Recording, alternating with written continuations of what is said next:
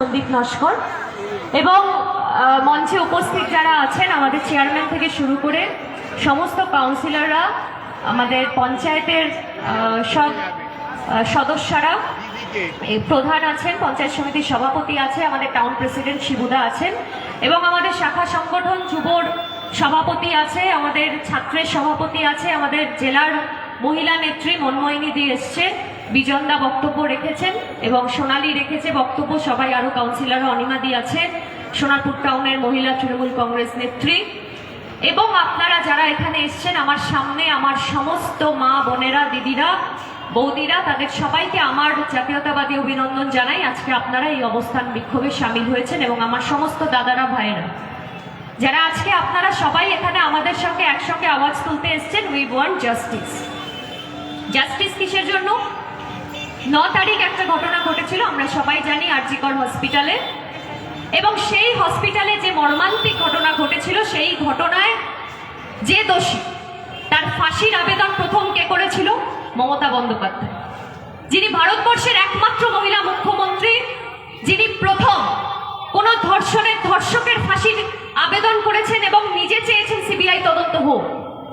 এই আবেদন যদি আমার মনে হয় উত্তরপ্রদেশের মুখ্যমন্ত্রী করত, তাহলে হাতরাসে সেই যে ছোট্ট মেয়েটা, দলিত মেয়েটা যাকে ধর্ষণ করে খুন করা হয়েছিল, তাহলে সেই ধর্ষকের কিন্তু এতদিনে ফাঁসি হয়েছে। আজকে আমরা দেখেছি বিলকিস বানুর যখন ধর্ষকদের বেল পেয়েছে, যারা যখন তাদেরকে মন্ত্রীরা গেছে কি করেছে, ফুলের মালা পরিয়ে সেই রাজ্যে ঘুরিয়েছে, জামাই আদর করে এনে বসিয়েছে। আর সেখানে আমাদের মুখ্যমন্ত্রী, তিনি প্রথম একজন মুখ্যমন্ত্রী যিনি দাবি করেছেন যে ধর্ষণ করেছে তার ফাঁসি হোক। কোনো দল না, কোনো পার্টি না, কোনো রং না, কোনো নেতা না, কোনো মন্ত্রী না, কিচ্ছু না, যে ধর্ষণ করেছে, যে অন্যায় করেছে তার ফাঁসি হোক এবং যদি সিবিআই তদন্ত করতে চায়, সিবিআই কে তদন্ত ভার দেওয়া হোক। আজকে তারপরেও ভাবতে পারেন যে কি নোংরামো চলছে। যখন সেই বোনকে আমরা হারিয়েছিলাম বা সেই দিদিকে আমরা হারিয়েছিলাম, সেই মা বাবা, তার সন্তান হারা হয়েছিল, তারপরে একদিন দুদিন তাদের প্রতি সমবেদনা ছিল এই মাকুয়ার ফেকুদের, তাও ছিল কিনা সন্দেহ। আজকে 2 দিন গেছে, তারপরে নেমে পড়েছে দফা 1 দাবি 1 মমতার পদত্যাগ। আরে তোদের বাবা কি হাত ধরে মমতা বন্দ্যোপাধ্যায়কে চেয়ারে বসিয়েছিল? মুখ্যমন্ত্রী করেছিল? মানুষের ম্যান্ডেটে মুখ্যমন্ত্রী হয়েছে, মানুষের ভোট পেয়ে মুখ্যমন্ত্রী হয়েছে। ক্ষমতা থাকে 2026-এ ভোটে লড়ে দেখা, ক্ষমতা থাকে 2026-এ ভোটে লড়ে দেখা, মমতা বন্দ্যোপাধ্যায়কে গণতান্ত্রিক পদ্ধতিতে হারিয়ে দেখা, তারপর মুখ্যমন্ত্রীর চেয়ারের দিকে নজর দিবি। দফা 1 দাবি 1 মমতার পদত্যাগ, মামার বাড়ির আবদার। এখন নতুন একটা চালাকি হয়েছে, শনি রবিবার হলেই খাওয়া দাওয়া করে একটু ভাত ঘুম দিয়ে ছুটির দিনে সন্ধ্যেবেলা সেজে গুজে মেকআপ করে একটা ব্যানার নেব, অরাজনৈতিক ব্যানার, নারীবাদী, প্রতিবাদী।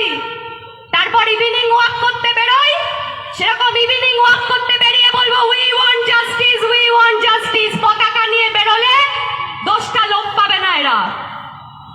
রাজনৈতিক ব্যানারে বেরোলে 20টা লোক জোগাড় করতে পারবে না এরা। অরাজনৈতিক ব্যানার, মানুষকে বিভ্রান্ত করা, মহিলাদেরকে বিভ্রান্ত করা, সোশ্যাল মিডিয়ায় ফেকের পর ফেক, ফেকের পর ফেক। বলছে 1 জন না 14 জন ধর্ষণ করেছে, কেউ আবার বলছে 25 জন ধর্ষণ করেছে, কেউ আবার বলছে 30 জন ছিল। যারা বলছে তারাও কি ছিল ওই ঘরের ভিতর? কাকে আড়াল করতে চাইছে? কাকে আড়াল করতে চাইছে? আড়াল যদি করতে চাইতো 14 ঘন্টার মধ্যে কলকাতা পুলিশ অ্যারেস্ট করতো না। শুনে রাখুন, প্রথম সঞ্জয় রায়কে কে অ্যারেস্ট করেছে? কলকাতা পুলিশ, 14 ঘন্টায়। আজকে 20 দিন হতে চললো, সিবিআই কি করছে? কেন কাউকে অ্যারেস্ট করছে না? আমরা ধরেই নিলাম তর্কের খাতিরে সঞ্জয় রায়ের সঙ্গে আরো লোক ছিল, তাহলে সিবিআই কেন চুপ করে আছে? সিবিআই কেন কিছু বলছে না? যদি আরো লোক থাকে তাদের সামনে আনা হোক। কেউ তো কাউকে আড়াল করছে না। সন্দীপ ঘোষকে কেন অ্যারেস্ট করছে না সিবিআই? যদি সন্দীপ ঘোষের কোনো অন্যায় থাকে, তাহলে সিবিআই কেন তাকে অ্যারেস্ট করছে না? প্রত্যেক দিন জিজ্ঞাসাবাদ করে করে তাকে প্রত্যেক দিন কেন বাড়ি পাঠানো হচ্ছে? সিবিআই তো কেন্দ্রীয় এজেন্সি। আজকে সোশ্যাল মিডিয়ায় কিছু লিখলেই বলা হচ্ছে চটি চাটা। আমরা সবাই গর্বিত, আমরা যত ওই চটি দেখে খুব জ্বলছে না? সিপিএম এর খুব জ্বলছে কমরেড। সব কমরেড আছে এখানে, বড় বড় কমরেড। কমরেড সায়ন ব্যানার্জিকে বলবো, তোমার দাদু সুজন চক্রবর্তীকে জিজ্ঞেস করে এসো বাবা, 34 বছর লাশের উপর দাঁড়িয়েছিলে তোমরা, তোমার জন্ম হয়নি তখন, আমারও জন্ম হয়নি। আমি আমার বাবা দাদুর থেকে খবর নিয়ে এসেছি। 34 বছর লাশ নিয়ে খেলা করেছো, মার্ডার করে শান্ত হওনি, কুচো কুচো করে কেটেছো। বসাক, ফেলানি বসাক না ফেলিনি বসাক, কি নাম ছিল? ফেলানি বসাক, মুখ ও বধির, মনে আছে? মনে পড়ে? রাইটার্সে নিয়ে গেছিল, কে নিয়ে গেছিল? আমাদের মাননীয় মুখ্যমন্ত্রী, তখন বিরোধী দলনেত্রী ছিলেন। মেরে ওই রাইটার্স থেকে বের করে দিয়েছিল। বানতলায় মনে আছে কি হয়েছিল? বানতলায় বলবো, বানতলার টর্চটা খুঁজে পেয়েছে সায়ন। ওর দাদু সুজন চক্রবর্তীকে জিজ্ঞেস করুক, বড় বড় কমরেড হয়েছে এখন। কমরেড মীনাক্ষী মুখার্জি, 7 বার জন্মে আসতে হবে মমতা বন্দ্যোপাধ্যায়ের দিকে তাকাতে গেলে। তাকানোর যোগ্যতা নেই মীনাক্ষী মুখার্জির, তাকানোর যোগ্যতা নেই মমতা বন্দ্যোপাধ্যায়ের দিকে। সব বড় বড় কমরেড। 1983 সালে কি করেছিল জ্যোতিবাবুর পুলিশ? এই জুনিয়র ডাক্তাররা যখন আন্দোলন করেছিল, পুলিশ দিয়ে মেরে জুনিয়র ডাক্তারদের আন্দোলনকে একদম শান্ত করে দিয়েছিল। এই পল্লবটা আছে এখানে, ডাক্তার, আমাদের চেয়ারম্যান সাক্ষী। আর যখন এই সময় দাঁড়িয়ে পিজির আরজি করের ঘটনায় জুনিয়র ডাক্তাররা আন্দোলন করছে, মমতা বন্দ্যোপাধ্যায় কি বলছেন? বলছেন আমি সমর্থন করি ওদের আন্দোলনকে, ওদের আন্দোলন যুক্তি যে অসঙ্গত, ওদের আন্দোলন আমি মানি, ওদের দাবি দেওয়া রাজ্য সরকার মেনে নেবে, মেনে নিচ্ছেও। তারপরও দিনের পর দিন আন্দোলনের নামে মানুষকে, গরিব গরিব মানুষ যারা চিকিৎসার জন্য আসে, যারা গ্রাম বাংলা থেকে আসে, যারা প্রান্তিক এলাকা থেকে আসে, যাদের চিকিৎসা করার ক্ষমতা নেই প্রাইভেট হসপিটালে গিয়ে, আজকে তারা মৃত্যুর সঙ্গে পাঞ্জা লড়ছে, তাদের কোনো চিকিৎসা হচ্ছে না। এরা মানবিক, এরা মানুষ। কসাইতে পরিণত হচ্ছে দিনের পর দিন ডাক্তাররা, কিন্তু সেখানেও মানবিক ডাক্তার আছে। আমরা দেখছি অনেক ডাক্তার আছে অনেক হসপিটালে, যারা চিকিৎসা করছে, মানুষকে পরিষেবা দিচ্ছে, সেই জন্য মানুষ বাঁচতে পারছে। আজকে দিনের পর দিন মাননীয় মুখ্যমন্ত্রী ওদের কাছে করজোড়ে অনুরোধ করেছে যে আপনারা আপনাদের দাবি দেওয়া মানা হবে, আপনারা আন্দোলন তুলে নিন, আপনারা মানুষকে পরিষেবা দিন। গরিব মানুষ, বয়স্ক মানুষ, ছোট ছোট বাচ্চা। কিছুদিন আগে আপনারা দেখেছেন মেডিকেল কলেজে একটা 15 বছরের বাচ্চা মারা গেছে, ছেলে, বিনা চিকিৎসায়, চিকিৎসার অভাবে। এরা মানুষ, এরা মানবিক। জাস্টিস আমরা সবাই চাই। আমরা চাই যে এই বাবা মা তার সন্তানকে হারিয়েছেন, এই নক্কারজনক ঘটনা যে করেছে তার কোনো ক্ষমা হয় না। আর কোনোদিন কোনো বাবা মাকে যেন এই সন্তানটাকে এইভাবে হারাতে না হয়, সেটা আমরা সবাই চাই।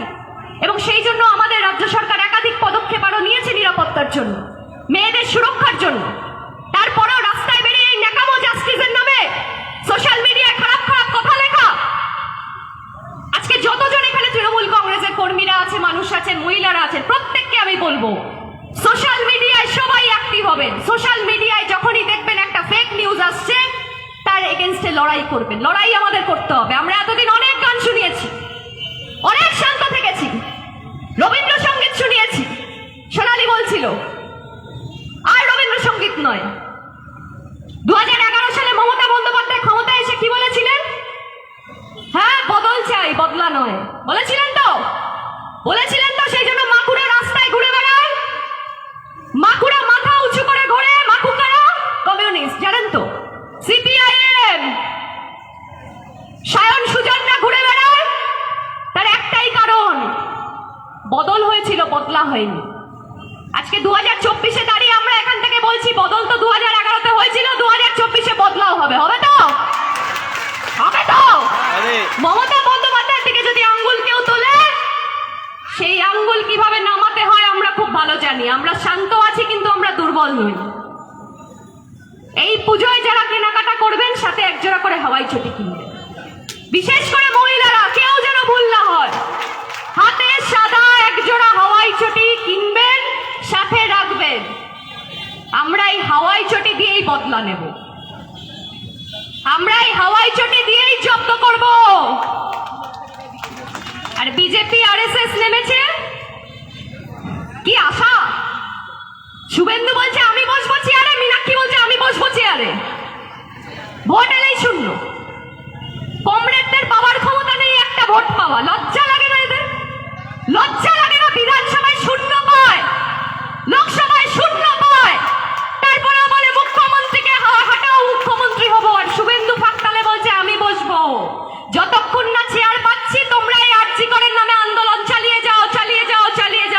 যাও, চালিয়ে যাও।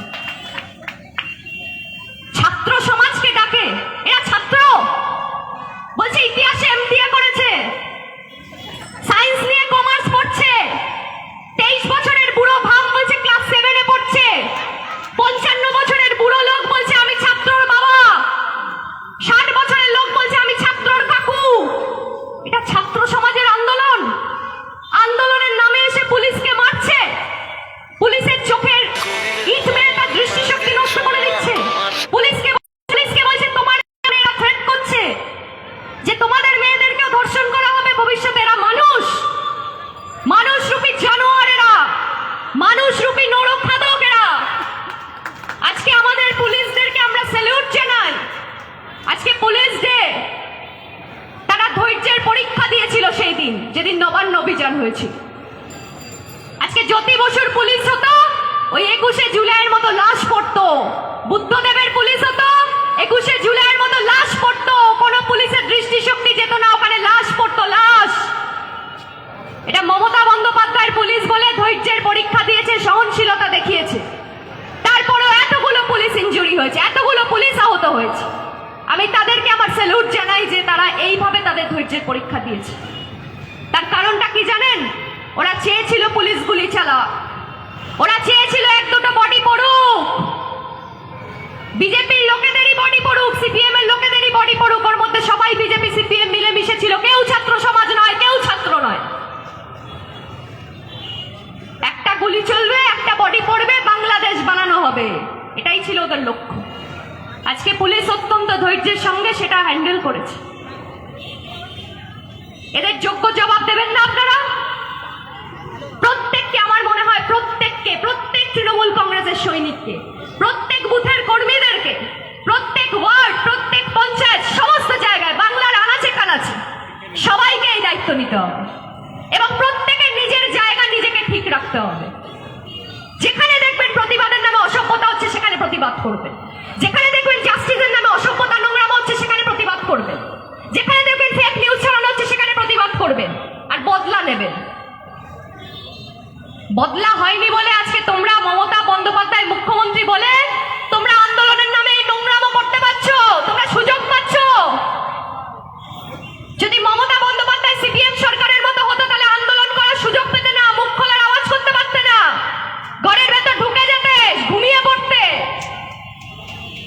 আজকে শুনছিলাম এখান থেকে আবার কয়েকটা বেড়াল ইঁদুর বেরোবে, আবারও রাজনৈতিক ব্যানারে বেরিয়েছে। হ্যাঁ, আবার বলবে অরাজনৈতিক, এটা we want justice, we want justice. দেখবেন সেখানে কমরেডরা হাঁটছে, কমরেডরা হাঁটছে, বলবে অরাজনৈতিক ব্যানার, হাঁটবে কমরেডরা। সেই সমস্ত কমরেডদেরকে চিহ্নিত করুন, সেই সমস্ত বিজেপিদের চিহ্নিত করুন। বদল হয়েছে 2011-তে, বদলা হবে 2024-এ। আরজিকর আমাদের সবার কাছে একটা মর্মান্তিক ঘটনা। আমরা আবার বলছি, আমি একটা মেয়ে হয়ে অত্যন্ত দুঃখিত, আমিও কারুর মেয়ে, আমি কারুর মা, আমিও কারুর সন্তান।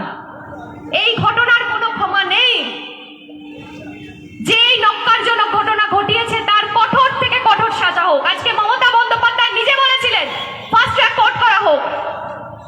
সোশ্যাল মিডিয়ায় খবর ছড়াচ্ছে পশ্চিমবাংলায় ফাস্ট ট্র্যাক কোর্ট নেই।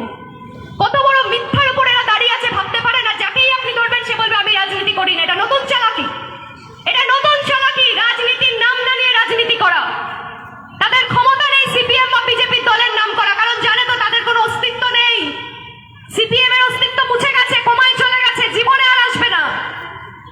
আর বিজেপি স্বপ্ন দেখছে যদি আসি, শুভেন্দু স্বপ্ন দেখছে আমি মুখ্যমন্ত্রী হব, কোনোদিন হবে না।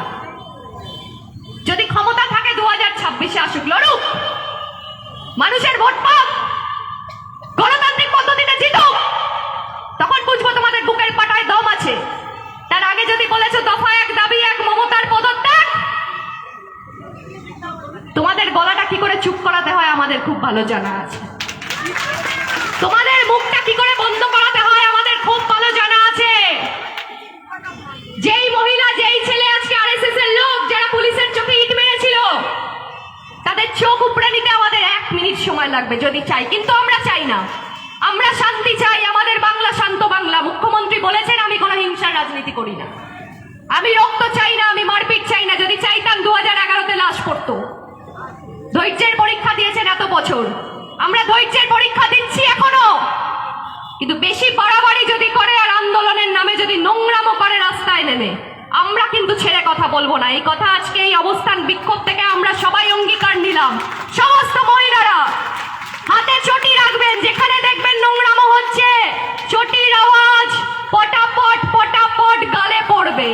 হাওয়াই চটি, হাওয়াই চটির শব্দ সিপিএম বিজেপির জব্দ, হাওয়াই চটির শব্দ মাকুয়ার ফেকুর দল জব্দ, হাওয়াই চটির শব্দ কমরেড আর আরএসএস জব্দ। এটা মাথায় রাখবেন, রাখবেন তো বন্ধু? লড়াই কিন্তু করতে হবে। আমরা এতদিন চুপচাপ দেখেছি, ধৈর্য রেখে। আমরাও চেয়েছি, আজকেও চাই, উই ওয়ান্ট জাস্টিস। চাই তো সবাই চাই জাস্টিস। জাস্টিসের জন্য আমরা রাস্তায় নেমেছি, মিছিল করেছি। মমতা বন্দ্যোপাধ্যায় কলকাতার রাজপথে হেঁটেছেন সমস্ত দলের কর্মীদের নিয়ে, বিধায়ক সাংসদদের নিয়ে।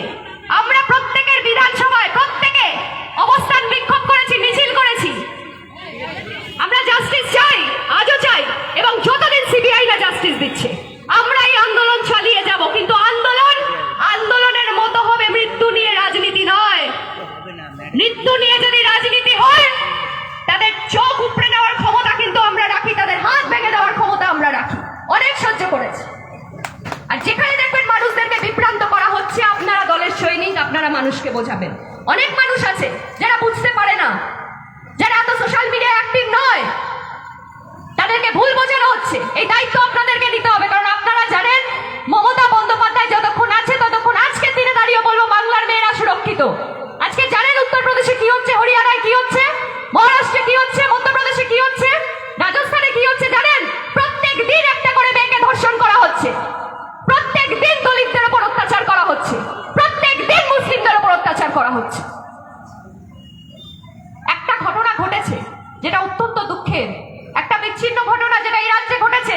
কিন্তু যদি আমরা তুলনাতে যাই, তাহলে আমরা দেখবো বিজেপি শাসিত রাজ্যগুলোতে কটা ধর্ষণ হচ্ছে, আর ওয়েস্ট বেঙ্গল মমতা বন্দ্যোপাধ্যায় রাজ্যে কটা ধর্ষণ হচ্ছে। আমরা ধর্ষণ চাই না, আমরা চাই একটাও যেন না হয়। সেই লক্ষ্য আমাদের আগামী দিনে আমাদের সরকারের আছে। যারা বড় বড় লেকচার মারছে, তাদের বলুন উত্তরপ্রদেশে গিয়ে মুখ্যমন্ত্রীকে পদত্যাগ করাতে, হরিয়ানায় গিয়ে মুখ্যমন্ত্রীকে পদত্যাগ করাতে, যেখানে একটা অটোওয়ালা নার্সকে রেপ করে দেয় সেখানে গিয়ে মুখ্যমন্ত্রীকে পদত্যাগ করাতে। লজ্জা করে না এদের?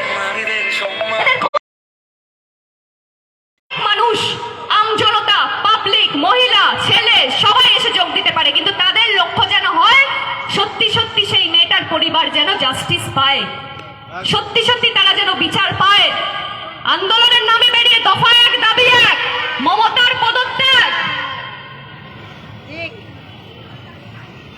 সবাইকে বলবো আরো একবার, সবাইকে আমার অভিনন্দন। আজকে এসছেন আপনারা, অনেকক্ষণ ধরে আছেন, এবং এত মানুষ আমরা এক্সপেক্ট করিনি যে আজকে অবস্থান বিক্ষোভ এতক্ষণ ধরে, এবং আপনারা ধৈর্য নিয়ে থাকবেন সবাই, কারণ আমি জানি আপনারাও সবাই জাস্টিস চান। তাই একবার বলবো তো, we want, we want, we want. CBI কে চেপে ধর, সিবিআই কে চেপে ধর, সিবিআই কে চেপে ধর, সিবিআই কে চেপে ধর। We want, we want, we want. আজকে 3 তারিখে বিধানসভায় বিল আসবে, মমতা বন্দ্যোপাধ্যায় প্রস্তাবিত বিল, রাজ্য সরকারের প্রস্তাবিত বিল, কি ধর্ষকের ফাঁসি দেওয়া হোক। এই আইন আনা হচ্ছে পশ্চিমবঙ্গ সরকারের রাজ্য বিধানসভা থেকে, একমাত্র বিধানসভা, একমাত্র রাজ্য যারা আইন আনছে ধর্ষকদের ফাঁসি, ধর্ষকদের শাস্তি। এখনো পর্যন্ত কোন রাজ্য এই বিল আনেনি, জেনে রেখে দেন। সেই বিল আমরা বিধানসভা থেকে পাশ করিয়ে পাঠাবো কোথায়? রাজার ভবনে। রাজা বাবু যেখানে বসে বসে একটা মেয়ের শ্লীলতাহানি করেছিল, তখন বিজেপির কোনো কথা নেই।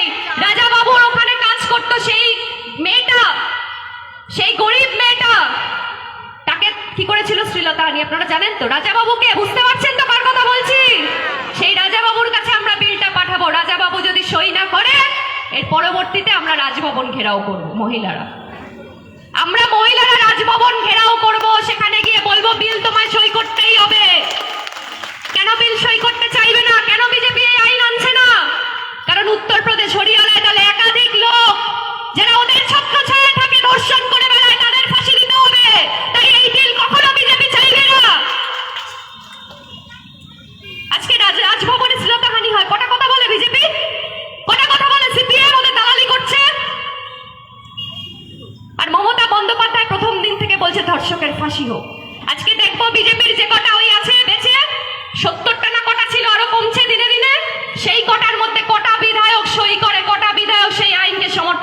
বিলকে পাশ করায়, তবে বুঝবো বুকের পাটায় দম আছে। তোমরা বাংলার মেয়েদেরকে সম্মান করো, বাংলার মেয়েদেরকে ধর্ষণের হাত থেকে বাঁচাতে চাও। খালি নোংরামো, ভোটে জিততে পারো না, মমতার পদত্যাগ চেয়ার থেকে হটানোর দান্দা বাংলার মানুষ এখনো জানে। বাংলায় একমাত্র ভরসা যদি কেউ থাকে মমতা বন্দ্যোপাধ্যায়। তাই বলবো সবাইকে যে মমতা বন্দ্যোপাধ্যায়ের সাথে থাকুন, দলের সাথে থাকুন, অন্যায়ের বিরুদ্ধে থাকুন, ন্যায়ের পক্ষে থাকুন, লড়াইয়ের সাথে থাকুন, আন্দোলনের সাথে থাকুন, বিচারের জন্য থাকুন, নোংরামির জন্য নয়। জয় হিন্দ, বন্দে মাতরম, তৃণমূল